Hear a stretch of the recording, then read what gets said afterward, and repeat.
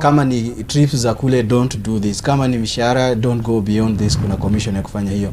So wakati wanaambia hivyo, nao sasa hizi sentiments nazo tunaona pale parliament wanaanza kuwa criticize. And yet this is a commission that has been given the mandate ya kufanya regulations to our spending. And still, Elizabeth, that we have asked all ministers to redirect resources to where the expenditure is required to avoid non-expenditure of government funds. As well, we have that is 1.3 trillion committed to various functions but not yet disbursed. That is what he said. Unajua now, it is always good now for any person to understand their position. The position that the CS in is not a position to come and give us suggestions. It's a position to give us guidelines and solutions of what they have discussed with the team. Audishi could have said that this is what the government is planning to, it is planning to do concerning the issue of spending, concerning the issue of any other allocation that is any other allocation fund to each and every ministry. This is the far they're supposed to go. This is what's supposed to be done. So hadhari tungekuwa tukiona sasa complaint from the ministry or the member of parliament, sasa nao wakijaribu kuargue that the method bado sio mzuri. But they're not active. They have not acted. Wanangoja wananchi waanze kuongea. When Kenyans respond, because they are the representatives of Kenyans, that is when they will start responding. Ama ikikaribia time ya campaign, then this is the time you'll see these people are addressing these issues. So, and that is the unfortunate thing that is happening. Ama upate Mr. Kimotho, it happened. You remember what happened to Baba in Nairobi? Yeah. That is the former prime minister, Raila Odinga. Yes. After ameona the Kenyans wameanza kuwakawaka kidogo, then that is the time he acted as an opposition leader. So are the members of parliament waiting for time so that Wakenya wakianza kurespond and waanze kurespond, instead they act on it immediately? So actually we saw that kuna so many political that is advisors and analysts. You said 50 plus advisors? No, that for is the president. 50 plus our new advisors of the president. Kuna other individual that is a political analyst, the individuals. They were saying that the parliament is under siege by the cabinet, which might it seems to be true, because atujiona now the parliament ikijaribu ku criticize, because says the parliament wangekuwa ki criticize now the CS in the issue of borrowing, especially that statement the government will not stop. So it means that that statement is kind of final. It's kind that cannot be discussed by any other person. Hakuna solution ingine, like it's final.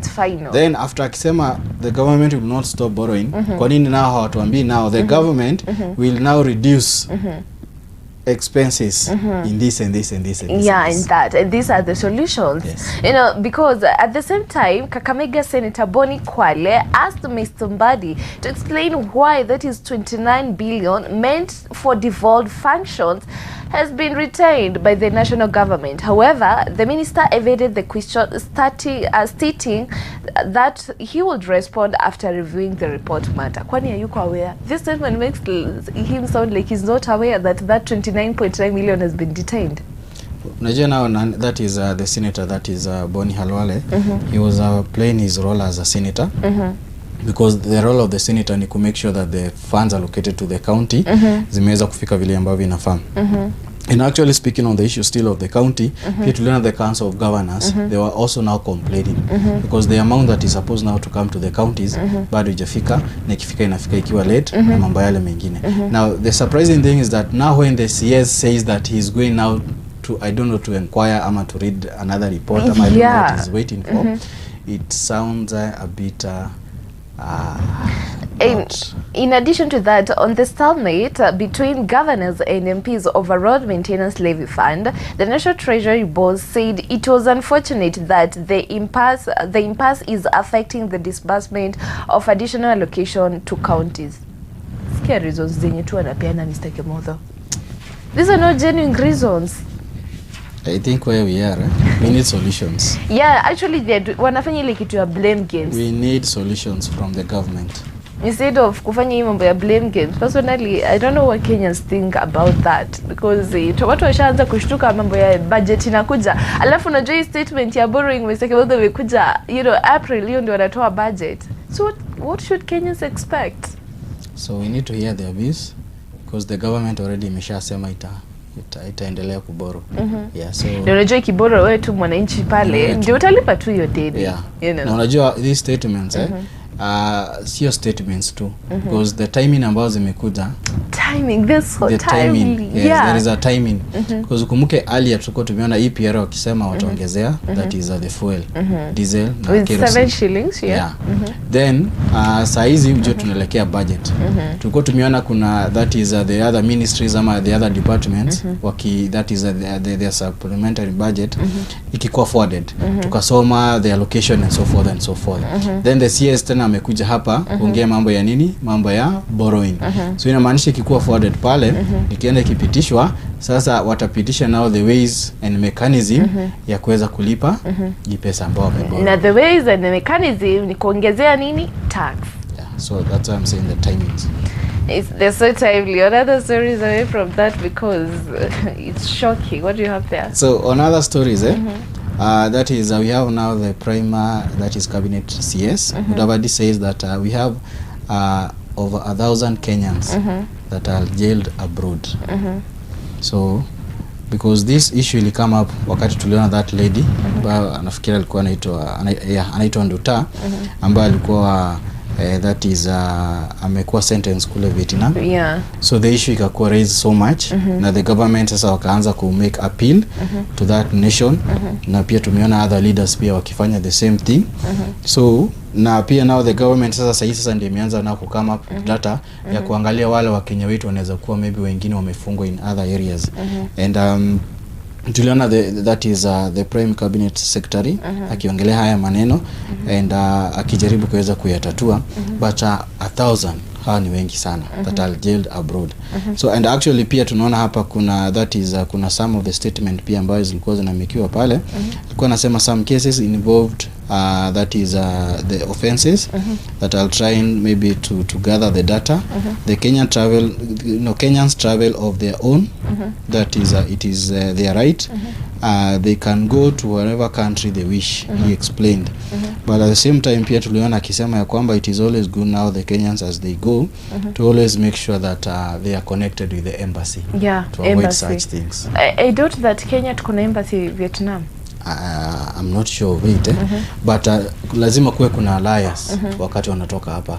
So it means that also the government needs to look on the agencies ambao wanapeleka watu abroad, because now it is upon now this agent wakuwe screened na the government ijue kile wanafanya, wapeane their data now to the embassy ambao tuko nayo ama to the Ministry of Foreign Affairs. Ndio the ministry kai kujua kuna watu walienda Qatar, kuna wengine walienda Vietnam, kuna wengine walienda China, kuna wengine walienda Ethiopia and so many other places, na walienda kufanya hii na hii na hii, so that in case of anything wakati kuna kuwa na issue it becomes very easy now for the government now to trace.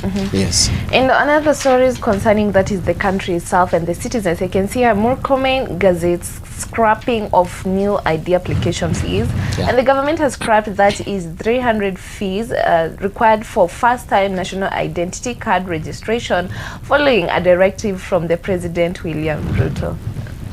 That's at least we can say that's good.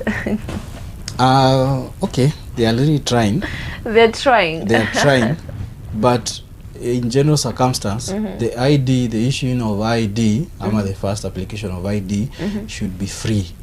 Yes. This is one of the services that the government can do to Kenyans. Yeah, because kuna mtu mwenye atatumia hiyo excuse ya kutovote, unajua hivyo. Hata the issue now hata si mambo atanakuvote is the issue now of identity. Yeah, the identity of the Kenyan citizen. Na ID inamaanisha huwezi fungua the bank account, huwezi fanya anything, huwezi travel outside the country. There is nothing much you can be able to do. Even registration of SIM card huwezi. So unaona sasa kuna zile limitations ambazo ziko pale. So this is something that ambao wanafaa wafanye na inafaa ikuwe for free. So it's something ambao maybe walifanya, but tunajua walifanya hivi out of the pressure ambayo ilikuwa pale. Yeah, but I hope apart from working on this, they work even on the big matters. So we are really hoping that they are going to do that, because pia tuliona kulikuwa na hiyo function ambayo ilikuwa Nakuru pale, na tuliona pia akifanya those statements. So we are hoping that in the time period ambao wamebaki nayo watafanya some of this that is offers kama hizi. to Kenyans. And away from that, let's dive a little bit into politics. I don't think you have checked politics today, Mr. Kimotho. Okay. I can see impeachment of Gachagua by Parliament, that is in October 2024, did not go down well. In many regions in Kenya, they're saying that President faces a hostile Mount Kenya. And Kindiki, that is the deputy, he said that the president should not be humiliated by being made to launch projects that will eventually stall. And let me read a little bit of the story. They're saying that President William Ruto will host some Mount Kenya MPs at the State House today as a follow-up of last week's meeting by the president, by the deputy president, that is Kithure Kindiki, in preparation for the week-long tour of the region and the nation has learned. The tour is expected to end this month by April. Mstuliona jana, that is the former deputy president akimwambia that invite to Mount Kenya, but still alieka lakini with an explanation. Hapo kulikuwa na lakini. Kulikuwa na lakini ambayo ilikuwa pale. Yeah, sasa hiyo lakini, and you know the president is supposed to have the MPs on Mount Kenya. So wacha wakutane na wao. Let him, try now to recover the time ambayo alipoteza, to redeem now his points, because pia kule ground kuna vile ambavyo atakupatana nayo, na pia the other MPs ambao ni wa Mount Kenya na wale walidifa in decisions making. So wacha wakutane, wacha wa redeem, wacha wafanye mambo yote. We are still watching. What they'll do. Yes. Lakini Mount Kenya, kwani keki ya Mount Kenya ni kubwa aje, Mr. Kimotho? It is that the cake is big. Unajua sasa politics number inakuwa key.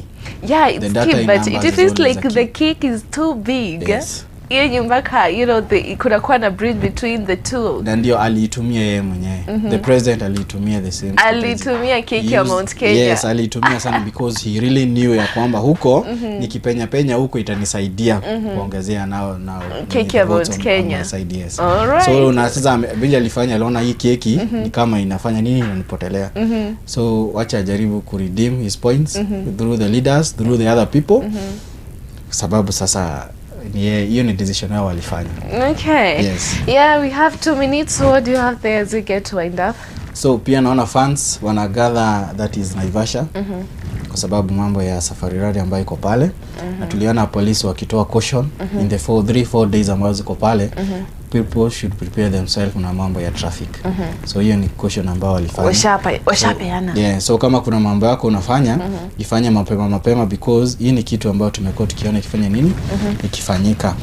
Now the other also story, jana tuliona that is the CS wa defense, wa pale Senate, na akasema KDF can be deployed back to the streets. Okay.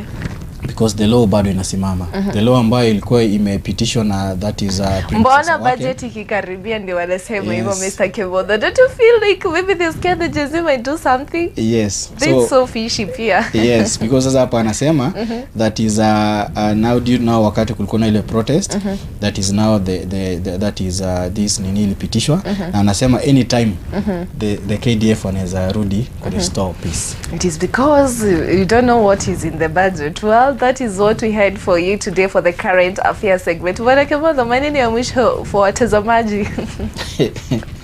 First of all, ni kwa shukuru kwa vile wamekuwa pamoja na sisi. Na kuwe na siku njema na Mungu awabariki. Na Mungu awabariki as we prepare yourself what the government has for us for the new budget. Yes.